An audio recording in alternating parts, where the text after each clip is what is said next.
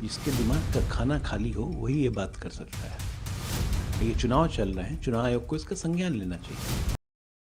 ये कहाँ इसको कोलंबिया समझा हुआ है या इसको युगांडा समझा हुआ है या बनाना कंट्री समझा हुआ है? क्या समझा हुआ है इसको? जिसके दिमाग का खाना खाली हो वही ये बात कर सकता है। ये चुनाव चल रहे हैं, चुनाव आयोग को इसका संज्ञान लेना चाहिए, क्योंकि ये सेडिशन का मामला बनता है। पार्लियामेंट से पास है बिल, संसद से पास किया वो बिल कानून होता है। वो बिल नहीं है, अब कानून है, वक्फ कानून है। किसी कानून को कूड़े में फेंकने की बात एक राजनेता करे जो मुख्यमंत्री पद का दावेदार हो तो बड़ी संकट की समस्या है भाई। तो संवैधानिक व्यवस्था को सीधे चुनौती देने का मामला बनता है। चुनाव आयोग को देखना चाहिए।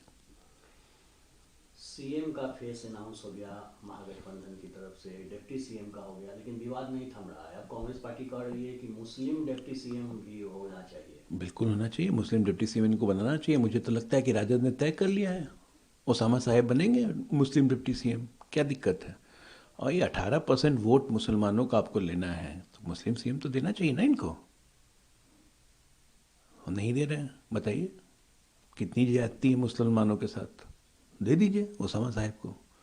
एकदम बिल्कुल मुसलमानों के सबसे बड़े चेहरे हैं ओसामा साहब। पूरे देश में मैसेज जाएगा मुसलमानों में कि देखो हमने ओसामा साहब को बनाया।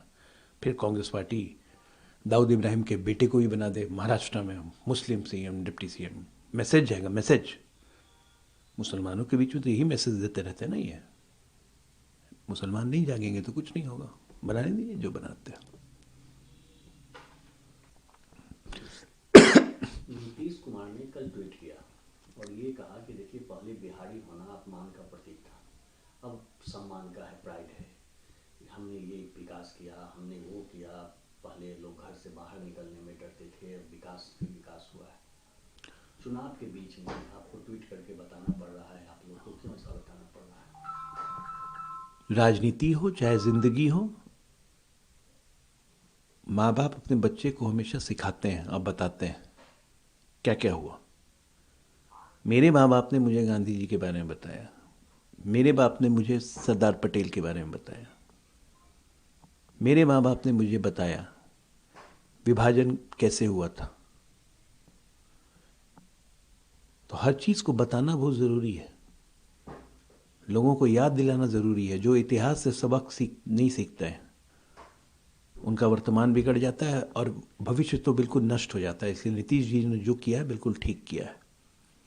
बिहारी कहलाना अपमान होता था 2005 के पहले। ए बिहारी, ए बिहारी, ए बिहारी, इस तरह से लोग बोलते थे कहीं भी। और आज बिहारी सम्मान का विषय है, क्योंकि जैसे ही पता लगता है कि आप बिहार से हैं तो लोगों की नज़र आपके प्रति बदल जाती है, एक सम्मान दिखता है।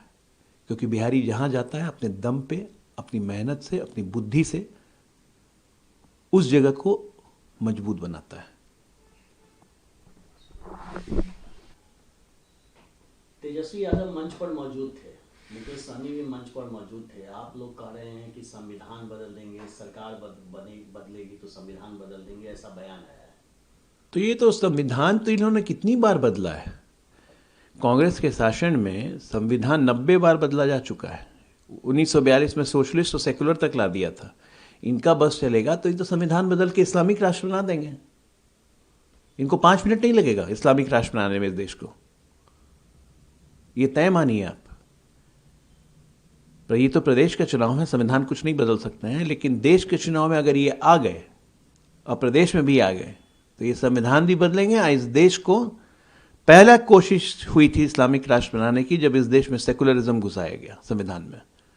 इसका अगला स्टेप है कि इस देश को इस्लामिक राष्ट्र बना दो। इस्लामिक राष्ट्र बनते ही डेमोक्रेसी खत्म, कहानी खत्म।